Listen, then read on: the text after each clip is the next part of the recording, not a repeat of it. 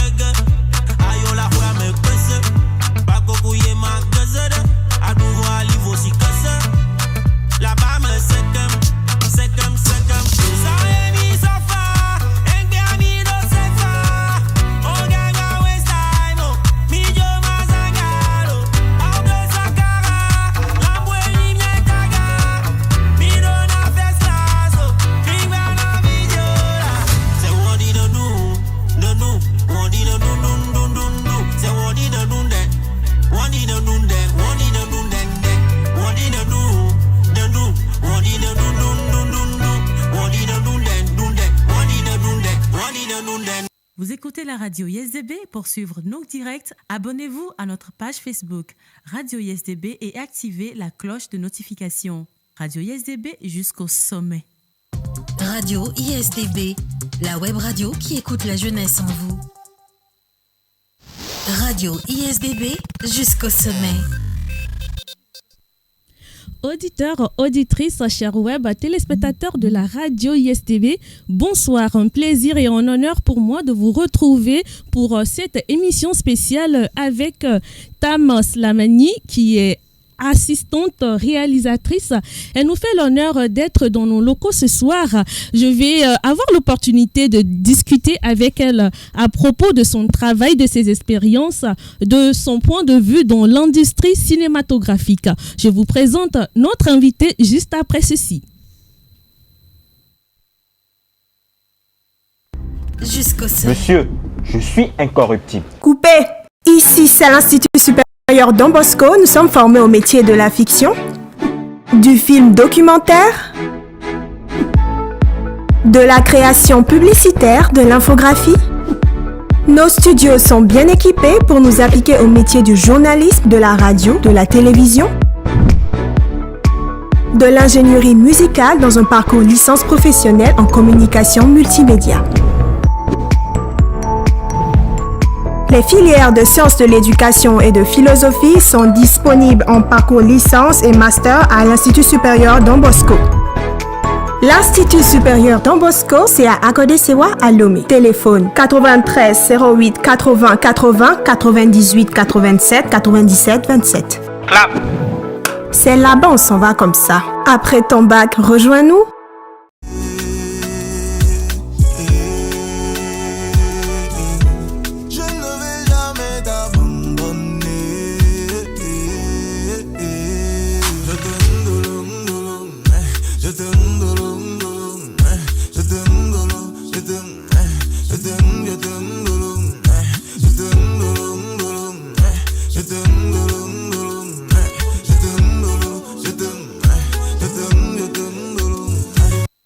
Radio ISDB jusqu'au sommet. À vous, fidèles amis auditeurs et web téléspectateurs de la radio ISDB qui venez juste de nous rejoindre. Vous êtes dans l'émission spéciale que nous faisons ce soir avec notre invitée du jour, Madame Tam Slamani, qui est une assistante réalisatrice. Alors, Madame, bonsoir. Bonsoir. Comment vous allez? Ça va bien et vous? Je vais super bien aussi. Comment ça se passe au Togo? Très bien, merci beaucoup déjà de m'inviter dans votre émission. C'est ma première fois au Togo. Très contente d'être là et très contente aussi de partager avec vous mon savoir sur l'industrie du cinéma et mon travail. On est honoré de vous avoir. Et ce soir, chers web téléspectateurs, le cadrage est assuré par Estelle, la mise en ligne par David Autor et à la technique, nous avons Jato Kosibanyam. Bon, nous allons rentrer dans le vif du sujet. Alors, Madame Tam Slamani, dites-nous pourquoi avoir choisi d'être une assistante réalisatrice? Ok. La question à $1 million. Je dirais en fait que j'ai pas choisi d'être assistante réalisatrice. Je dirais que le métier d'assistante réalisatrice m'a choisi. Si c'est pour répondre à votre question, en fait, moi, j'ai pas du tout étudié dans le cinéma. Je suis ici invitée à l'Institut Don Bosco pour donner une formation d'assistante réalisatrice. Il faut savoir que moi, j'ai jamais fait de formation. J'ai étudié en sciences politiques, donc aucun rapport, mais j'ai toujours été passionnée de cinéma. Et un jour, j'ai fait un stage sur un film et j'ai découvert le métier de la mise en scène, qui est le métier d'assistante réalisatrice, et c'est parti de là-bas, de fil en aiguille. Voilà, ça fait 6 ans. Que vous êtes dans le domaine. Et Exactement. vous y plaisez. Beaucoup. Alors, dites-moi, quelles sont les compétences pour devenir une assistante ou bien un assistant réalisateur?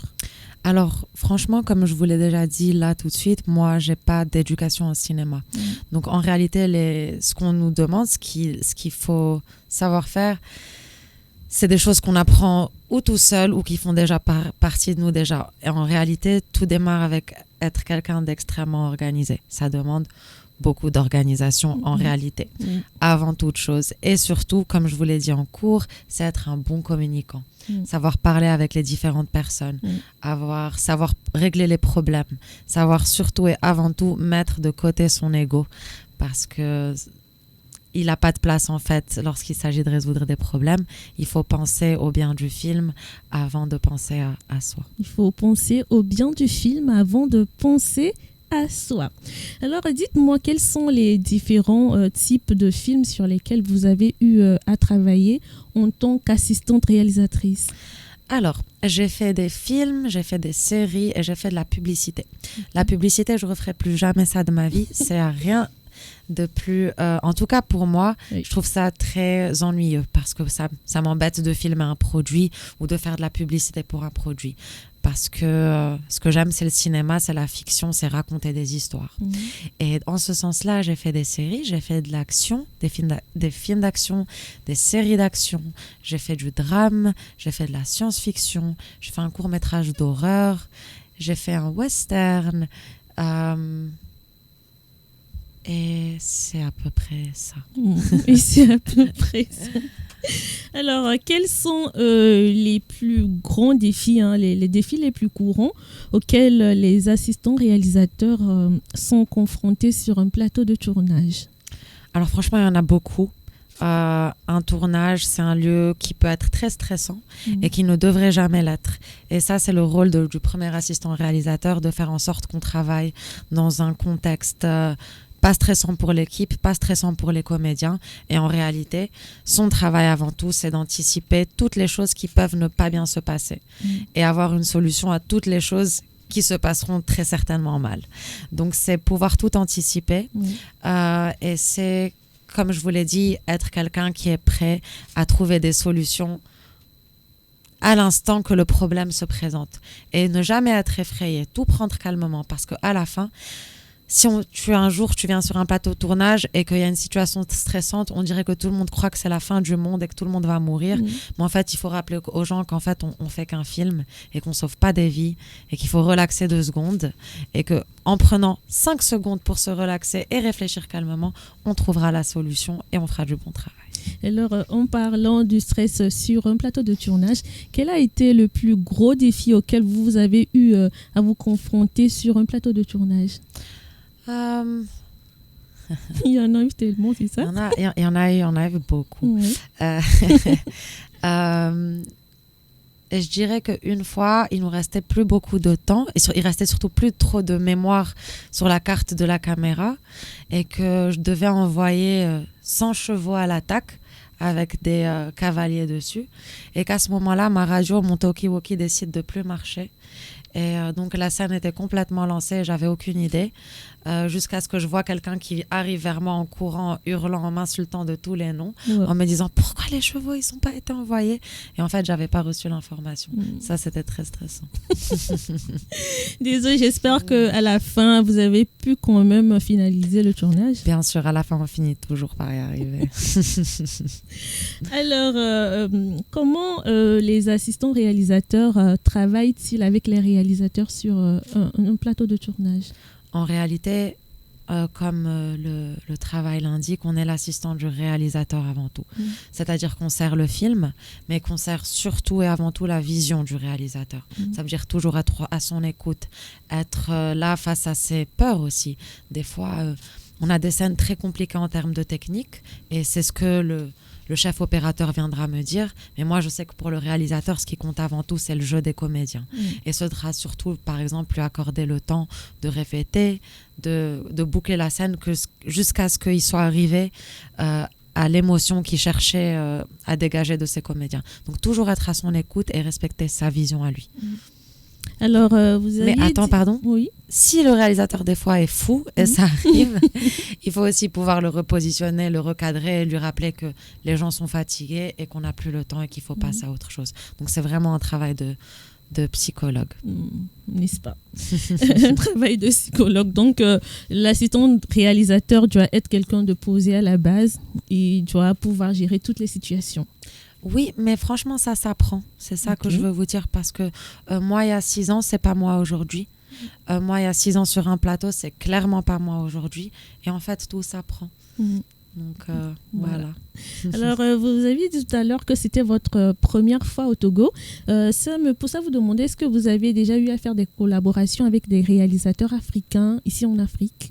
Malheureusement, jamais. Moi, je travaille au Maroc, donc sur des films étrangers qui viennent filmer au Maroc. J'ai jamais eu l'occasion de travailler sur un film africain qui venait tourner au Maroc. Donc non, mais j'espère que la prochaine fois que tu me recevras dans ton émission, je pourrai te dire oui. Vivement, hein, vivement. Alors, dites-moi, c'est vrai que vous n'avez pas eu à faire de collaboration avec des réalisateurs africains, mais dites-moi, quel regard portez-vous sur le cinéma africain ? Franchement, et c'est ce que je réalise de plus en plus, c'est qu'on a besoin de plus de films africains. C'est que très souvent, là je viens de faire un tournage où le réalisateur était français et il passait son temps à parler de culture africaine, de danse africaine, de nourriture africaine. Et j'avais envie de lui dire, mais où en Afrique ? De quelle nourriture africaine? Enfin, l'Afrique est un continent. Et je me suis dit, en vrai, le continent africain est représenté par des gens occidentaux qui n'ont absolument aucune idée de ce qui se passe, de comment les choses sont de manière réelle, et qu'on a besoin d'une voix ici, de plusieurs voix, de plusieurs pays africains qui font de plus en plus de films, parce qu'il faut que nous-mêmes, nous représentions à l'Occident et pas laisser les Occidentaux nous représenter. N'est-ce pas? Et est-ce que vous avez, par exemple, des propositions à donner pour que ça soit effectif? Une idée? En fait, moi, je sais que je vous fais une formation très précise, mais en fait, il suffit d'avoir une bonne idée et d'aller avec ses amis et de la tourner et d'en faire un court-métrage. Et après de ce court-métrage, développer l'envoyer à des festivals. Et après, faire un long métrage. Mais en tout cas, il faut juste y aller. Il ne faut pas se poser 1000 questions. Il faut avoir... Tout le monde a plein d'idées. J'ai réalisé ça avec les étudiants aujourd'hui. C'était très original ce qui s'est créé.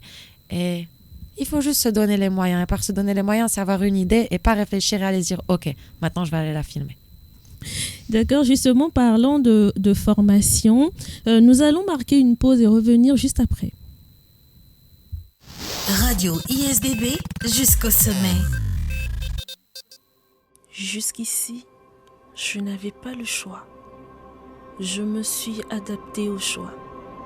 Après mon bac, ce choix semble encore plus difficile, comme une longue marche, jusqu'au jour où je les ai croisés.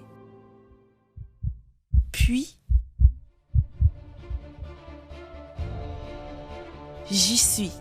Le parcours licence en communication multimédia à l'Institut supérieur Don Bosco. C'est l'acquisition de la compétence dans les somptueux studios de dernière génération pour le métier du cinéma et des nouveaux médias. La philosophie et les sciences de l'éducation sont disponibles en parcours licence et master dans un cadre idéal de formation humaine intégrale. L'ISDB est à Lomé au téléphone 228 93 08 80 80 98 87 97 97 ISDB jusqu'au sommet. ISDB jusqu'au sommet. Alors, à vous qui venez de nous rejoindre, vous êtes dans l'émission spéciale dans laquelle nous recevons Madame Tam Slimani. Elle est une assistante réalisatrice. Alors, elle est au Togo actuellement dans le cadre d'une formation qui est organisée à l'Institut supérieur Don Bosco. Cette formation a débuté hier le 3 et elle finira demain, c'est-à-dire le 5. Alors, dites-moi, Madame... comment est-ce que cette formation se déroule? Franchement, très très bien. Parce qu'elle se déroule très bien grâce aux étudiants qui ont décidé de participer à cette formation, qui sont engagés, qui sont engageants, qui sont curieux, qui posent des bonnes questions et qui ont déjà un très bon savoir déjà sur le cinéma, sur la réalisation. Donc, très satisfaite. En tout cas, j'espère qu'eux le sont. Je le pense aussi. Alors, quels sont les projets auxquels les étudiants participent au cours de cette formation? En vrai, au cours de cette formation, je leur apprends, avec le temps que j'ai, c'est quoi faire mon travail, c'est quoi mon métier. Et je le fais forcément d'une manière un peu magistrale, ça veut dire que j'explique certaines choses dans un cours, mais surtout je essaie de le faire de manière pratique. Et aujourd'hui, par exemple, les étudiants ont écrit des scénarios sur un sujet, un scénario qu'on va disséquer ensemble, qu'ils vont disséquer déjà eux tout seuls. Et on a lu et on a écouté des choses très intéressantes aujourd'hui. Alors, comment est-ce que ces étudiants qui reçoivent cette formation peuvent-ils se préparer pour une carrière d'assistant réalisateur? Réellement, il faut qu'ils sachent que tout ce qu'ils apprennent à l'école aujourd'hui leur servira. Qu'en fait, être un bon assistant réalisateur, c'est avoir de la méthode. Et la méthode, on l'apprend à l'école. L'organisation, on l'apprend à l'école. Donc, c'est juste de continuer à être assidu. Et une fois que tout le travail de préparation est fait en amont avant un tournage, là, on s'amuse. Donc, il faut juste qu'ils se disent que ce sera gratifiant au bout d'un moment. Alors, j'ai envie de vous demander, parmi les étudiants qui participent à la formation, est-ce qu'il y a certains qui vous épatent particulièrement ou bien comment est-ce que vous les voyez? Est-ce que vous voyez ces étudiants dans l'avenir embrasser une carrière d'assistant réalisateur? Bien sûr, je pense que oui. Est-ce qu'il y en a... Il y en a qui sont plus timides que d'autres forcément, mais c'est pareil tout le temps et ça veut absolument rien dire. Mais je vois en tout cas beaucoup de gens qui sont très créatifs et qui peut-être que ce sera pas l'assistanat qui les inspirera, mais ce sera plutôt la réalisation. Mais je vois des profils pour absolument tous les métiers du cinéma. Et en tout cas, ils sont tous curieux. Et la curiosité, c'est la chose la plus importante. Alors demain, oui, la curiosité est la chose la plus importante. Demain, la formation, elle va finir. Quelles sont vos attentes? Mes attentes, ce serait que les objectifs soient remplis, c'est-à-dire que les étudiants comprennent le métier d'assistant réalisateur, qui est un métier très méconnu, dont on parle jamais. En réalité, quand il y a des prix comme les Oscars ou les Césars, on décerne des prix au costume, au maquillage, aux scénaristes. On parle jamais de l'assistant réalisateur, qui en fait est le noyau du tournage en lui-même. Donc c'est surtout que eux sachent et soient au courant que ce métier existe, qu'il est très important, qu'il est jamais remercié, mais que sans lui en fait un tournage n'existerait même pas. Alors quelle différence faites-vous entre un réalisateur et un assistant réalisateur? Ce sont deux métiers complètement différents. Le réalisateur, il vient avec sa vision du film. C'est lui qui dirigera les acteurs, qui dirigera le procédé créatif, qui dirigera le style du film. L'assistant réalisateur est là pour s'assurer que cette vision soit assurée à travers tous les domaines, que ça soit au costume, à la technique, au maquillage, au jeu des acteurs, à absolument tout. Donc, l'assistant réalisateur a un rôle plus important que le réalisateur, si on peut le dire. Impossible de dire ça comme ça, non. Un film ne se ferait jamais sans le réalisateur. Les gens ne seraient jamais là, de base, s'il n'y avait pas de réalisateur. Donc non. On parlait de ça en classe et j'essayais de définir quel était le réalisateur et quel était l'assistant réalisateur. Et avec un élève, en fait, on a décrit comme ça que le réalisateur, c'était le compositeur de la musique et que l'assistant réalisateur, c'était le chef d'orchestre. Est-ce que sur un plateau de tournage, il peut ne pas y avoir un assistant réalisateur? Est-ce que c'est possible? Ce serait la Troisième Guerre mondiale. Rien Carrément. ne marcherait. Oui. Alors, quel conseil auriez-vous à donner aux étudiants qui sont justement en train de suivre cette formation pour devenir un assistant réalisateur? Alors, la première chose à faire, c'est faire un stage dans le département mise en scène, qui est le département de l'assistant réalisateur. Et des stagiaires en mise en scène, on les cherche tout le temps sur les films. Tout le temps. Moi, c'est comme ça que j'ai commencé. J'ai fait un stage et je me suis un peu démarquée parce que j'étais intéressée. Et après, on m'a rappelé pour la suite. Et c'est comme ça que ça s'est fait. Et en réalité, c'est comme ça que ça s'est fait pour tous les assistants réalisateurs que je connais. Alors, nous tendons légèrement vers la fin de cette émission. J'aimerais que vous me dites, est-ce que vous êtes satisfait de comment la formation se passe? Vraiment, comme j'ai dit au début, très très satisfaite. Je suis vraiment très triste que ça se termine demain. J'aurais tellement aimé que ça continue plus, mais une prochaine fois. J'espère que vous avez eu, vous avez eu le temps quand même de donner beaucoup plus aux étudiants. Bien sûr, tout à fait, complètement. Je suis très contente de ça. Et encore une fois, je suis contente pour eux parce que moi, je leur apprends des choses qu'on m'a jamais apprises et que j'aurais vraiment aimé qu'on m'explique avant. Et j'espère qu'ils en ressortiront avec du savoir et de la connaissance pour leur carrière. Merci beaucoup, Madame Tam Slimani. Slimani, d'avoir accepté notre invitation. Ce fut un plaisir de vous avoir dans cette émission. C'était mon plaisir à moi et merci à vous de me recevoir. Merci beaucoup. Voilà, très chers auditeurs et web téléspectateurs de la radio ISDB, nous venons d'arriver à la fin de cette émission. Merci de nous avoir suivis. Le cadrage a été assuré par Estelle, la mise en ligne par Delphine Guéon-Guignon. Au cadrage... la technique plutôt a été assurée par Giato. Moi, c'était Blandine Massada. On se retrouve la semaine prochaine pour une nouvelle émission avec un invité spécial. Prenez soin de vous. Bisous. Bye bye. Radio ISDB jusqu'au sommet. Monsieur, je suis incorruptible. Coupé.